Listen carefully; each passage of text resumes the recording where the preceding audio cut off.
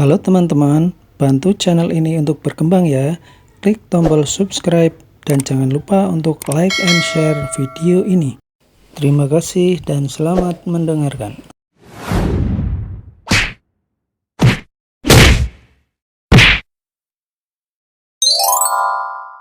Bab 195. Tidak perlu merepotkan kalian. Sedang apa ini? Masuk tidak? Kalau tidak, jangan menghalangi jalan. Kamu, Valentino. Awalnya Chloe berbicara dengan nada kesal, tetapi tiba-tiba dia menatap Valentino dengan ekspresi kaget. Valentino melirik Chloe, lalu mengangguk sebagai tanda menyapa. Sementara itu, ketika melihat Chloe mengenal Valentino, satpam itu segera berdiri diam di samping dan tidak memandang Valentino dengan sinis lagi. Dia tidak menyangka Valentino sungguh mengenal pemilik rumah di sini, dan orang itu adalah Pak Burham. Pak Burham hanya membeli villa tingkat rendah seharga 10 miliar, tetapi satpam tetap sangat mengaguminya. Kenapa kamu berada di sini? Chloe menatap Valentino dengan ekspresi heran. Sekarang Chloe tidak berani terlalu sombong di hadapan Valentino. Karena di Maple Rain Real Estate, Chloe dengan jelas mendengar bahwa Valentino adalah tamu VIP dari presidir Maple Rain Real Estate, Hendrik Harahap. Bahkan Hawik langsung dipecat dari Maple Rain Real Estate karena menyinggung Valentino. Sekarang Hawik masih menganggur, dia sama sekali tidak bisa mendapatkan pekerjaan. Aku ada sedikit urusan di sini, ujar Valentino. Lantas, apa kamu membeli villa di sini? Tanya Chloe dengan ekspresi muram. Chloe tidak senang kalau melihat orang lain lebih baik darinya, terutama musuh seperti Valentino. Bu, bapak ini bukan penghuni di sini, tapi dia bilang dia sudah membeli villa, jadi dia ingin masuk ke area villa. Sesuai peraturannya, dia tidak boleh masuk, tapi karena dia teman Anda, aku bisa mengizinkannya masuk. Tak menunggu Valentino berbicara, satpam di samping langsung berbicara dengan niat menyanjung Chloe. Chloe tercengang, lalu tertawa terbahak-bahak. Astaga, Valentino, kamu tidak membeli rumah di sini, jadi untuk apa kamu masuk? Apakah kamu punya teman yang tinggal di sini? Villa di sini paling murah pun mencapai 10 miliar, paham? Awalnya Chloe tidak berani terlalu sombong di hadapan Valentino, tetapi begitu mengetahui bahwa Valentino tidak membeli villa di sini, Chloe langsung pamer. Karena Chloe bisa keluar masuk villa kapan saja, tetapi Valentino tidak bisa dan bahkan ditahan di sini. Perlakuan berbeda seperti ini membuat Chloe merasa bangga. Aku sudah membeli rumah di sini, ujar Valentino. Chloe tercengang, lalu menatap Valentino sembari bertanya dengan nada sinis. Kalau begitu, kenapa kamu tidak bisa masuk? Valentino tidak menjawab, dia ingin segera menelpon manajer penjualan. Chloe, ada apa? Kamu mengenalnya? Saat ini, muncul seorang pria paruh baya berpakaian formal dari belakang. Pria paruh baya itu mengenakan setelan jas yang pas dengannya dan tampak mahal. Di pergelangan tangannya juga ada sebuah jam tangan Patek Philippe yang sangat berkilau. Di balik kacamata berbingkai emas, ada sepasang mata yang kelihatan berbinar. Valentino tercengang. Sebelumnya dia mendengar satpam bilang Pak Burham, Valentino mengira bahwa orang yang duduk di dalam mobil adalah Hawik. Ternyata bukan seperti itu. Chloe mencari target baru lagi? Setelah berpikir sampai sini, Valentino tertegun sejenak. Aduh, sayang. Aku pernah bilang padamu, dia adalah suami teman baikku. Melihat pria paruh baya mendekat, Chloe segera berbicara dengan nada centil, lalu merangkul lengan pria itu dan terus mendekatkan badannya. Chloe sengaja mempertegas kata teman baik dan ekspresinya tampak sinis. Oh, benarkah? Sangat kebetulan. Pria itu tercengang, lalu menatap Valentino dengan penuh makna. Tatapannya tampak seperti sedang mengevaluasi, menghina dan mengejek. Valentino langsung paham, sepertinya Chloe menceritakan keburukannya dan angel kepada pria ini. Kalau tidak mungkin pria ini menunjukkan ekspresi seperti itu. Valentino, kuperkenalkan dulu, ini suamiku, pemilik grup Giarda Cotaneo, Burham Wandirto. Kamu pernah mendengarnya, kan? Chloe menatap Valentino dengan arogan, seolah-olah memperkenalkan Burham kepada Valentino sudah termasuk mengangkat harga diri Valentino. Oh, aku tidak pernah mendengarnya, jawab Valentino dengan ekspresi datar tanpa menatap Burham. Pak, kamu bahkan tidak mengenal Pak Burham, pemilik grup Giarda. Sekarang aku merasa kamu pasti bukan pemilik villa di sini. Karena orang kaya di kota Neo tidak mungkin tidak mengenal Pak Burham. Perusahaan Pak Burham terutama bergerak dalam bisnis bahan bangunan, bahkan area villa di perumahan di Jing Oriental juga menggunakan bahan bangunan perusahaan Pak Burham. Satpam menjelaskan kepada Valentino dengan nada sinis sembari tertawa. Tadi Satpam mengira bahwa Valentino adalah teman Chloe, tetapi sekarang dia tahu, bukan? Tidak hanya bukan teman, tapi sepertinya ada konflik juga. Mereka saling bermusuhan. Satpam segera membantu Chloe berbicara, dia ingin memberi kesan baik di hadapan Burham. Satpam berpikir, kalau Burham bisa memberinya pekerjaan di grup Giarda, tentunya akan lebih nyaman daripada menjadi satpam di sini. Oh, aku belum pernah mendengarnya. Jawab Valentino dengan nada datar. Valentino menjawab dengan jujur, karena dia memang baru pertama kali mendengar grup Giarda. Dia tidak tahu kalau dibandingkan dengan grup Kingston milik Grace, siapa yang lebih hebat. Kamu bisa saja tidak tahu, tapi kamu harus tahu bahwa Direktur Hendrik dari Maple Rain Real Estate bahkan sangat sopan ketika bertemu dengan suamiku. Suamiku adalah mitra Maple Rain Real Estate. Kamu adalah tamu VIP dari Hendrik Harahap. Suamiku juga sama. Ujar Chloe dengan ekspresi arogan. Burham mengayunkan tangannya, menghentikan Chloe berbicara, lalu menatap Valentino dengan ekspresi tidak senang. Kalau tidak ada urusan, silakan geserkan mobilmu, jangan menghalangi orang lain masuk.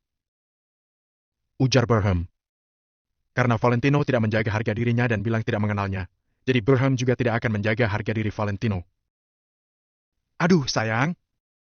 Bagaimanapun juga, dulu kami saling kenal. Sekarang dia memohon kita seperti ini. Tak mungkin aku tidak membantunya. Ujar Chloe sembari tertawa. Oh, dia butuh bantuan apa? Ujar Burham dengan sinis. Dia ingin masuk ke area villa kita, tapi dia tidak boleh masuk, jadi ditahan di sini. Sayang, bagaimana kalau kamu bilang pada Satpam? Suruh Satpam berikan dia sekali kesempatan, agar dia bisa masuk untuk melihat betapa megahnya area villa di sini, agar keinginan dan kesombongannya terpuaskan. Kamu juga tahu, terkadang ada orang tertentu memang suka pergi ke tempat-tempat berkelas untuk berfoto, lalu mengunggahnya di media sosial untuk berlagak kaya. Ujar Chloe sembari tertawa terbahak-bahak. Chloe berlagak seolah-olah dia sangat lapang dada, bisa membantu Valentino masuk ke area villa. Tentu saja, kalau dia ingin masuk untuk berfoto dan mengunggahnya di media sosial untuk berlagak kaya, aku bisa memahaminya. Kalau kamu ingin masuk, katakan saja padaku, aku bisa membereskannya dengan mudah. Burham melirik Valentino sembari tertawa sombong. Mereka mendeskripsikan Valentino seperti orang yang sombong dan sok kaya. Bagaimanapun juga, harga villa di sini mulai dari 10 miliar. Seseorang yang mengendarai BMW bobrok tentunya tidak sanggup untuk membelinya. Tidak perlu, aku bisa masuk sendiri, tidak perlu merepotkan kalian. Seusai berbicara, Valentino berjalan menuju mobil. Dia ingat kartu nama yang diberikan oleh manajer penjualan seharusnya diletakkannya di kotak penyimpanan. Bab 196, aku tidak berhak untuk masuk. Valentino, untuk apa kamu berpura-pura lagi? Aku akui kamu memang mengenal Presdir Maple Rain Real Estate, Hendrik Harahap, tapi memangnya kenapa? Meski kamu mengenalnya, kamu bukan dia. Dia kaya, bukan berarti kamu juga kaya, jadi untuk apa kamu menyombongkan diri? Saat ini, Chloe sudah tertawa setengah mati. Sejak menikah dengan Burham, Chloe telah menghadiri banyak pertemuan kelas atas. Jadi dia mengenal banyak orang terkenal di kota Neo. Sebelumnya, Chloe merasa Valentino lumayan hebat, tetapi sekarang dia merasa biasa saja. Mungkin hubungan Valentino dengan Hendrik lumayan akrab, tetapi Valentino selamanya tidak mungkin menjadi Hendrik. Sama seperti Hawik juga mengenal Hendrik, tetapi apakah Hendrik akan memberikan uang kepada Hawik? Terlebih lagi, sekarang Burham adalah mitra Maple Rain Real Estate. Hubungan Burham dan Hendrik adalah hubungan saling menguntungkan, jadi tentunya hubungan mereka akan lebih akrab daripada hubungan Valentino dengan Hendrik. Aku geser mobilku sekarang. Kalian masuk saja. Valentino berbicara dengan nada datar, dia tidak ingin berbasa-basi lagi dengan Chloe. Kamu menyuruh kami pergi, jadi kami harus pergi. Lantas bagaimana dengan harga diri kami? Bukankah kamu bilang kamu bisa masuk ke area villa meski tanpa bantuan kami? Coba kamu masuk dulu. Chloe berbicara dengan nada sinis, seolah-olah hari ini dia pasti akan menaklukkan Valentino. Valentino menggelengkan kepalanya, dia tahu Chloe ingin menunggu dia ditertawai, jadi dia tak menghiraukan Chloe. Valentino membuka pintu mobil, membongkar bagian kotak penyimpanan dan menemukan sebuah kartu nama. Kemudian dia menelpon ke nomor yang tertera pada kartu nama.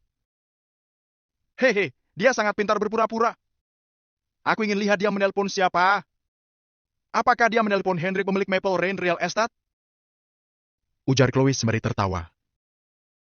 Direktur Hendrik sendiri adalah pengembang properti. Mana mungkin dia membeli rumah di sini? Pada saatnya nanti, seluruh zona pengembangan kota Arteria bisa dipilih oleh Direktur Hendrik sesuka hati. Ujar Burham sembari tertawa. Satpam respons dengan cepat, dia segera mendekat untuk menyanjung Burham. Pak, kuperingatkan sekali lagi, jangan saling membuang-buang waktu lagi. Hanya pemilik villa yang berhak untuk masuk, tidak ada gunanya kamu menelpon kepada siapapun. Meski kamu menelpon atasan, dia juga tidak bisa memutuskan hal di sini, karena area villa perumahan di Jing Oriental termasuk wilayah pribadi. Menurutku, sebaiknya kamu terima niat baik dari Pak Burham, biarkan Pak Burham yang membawamu masuk. Kamu cukup memohon kepada Pak Burham saja. Asal Pak Burham menyetujuinya, aku akan membiarkanmu masuk. Sekarang Satpam terus berusaha menyanjung Burham. Valentino melirik mereka bertiga dengan tatapan penuh makna. Kemudian dia menelpon sesuai nomor di kartu nama. Halo, ini Departemen Pemasaran Perumahan di Jing Oriental.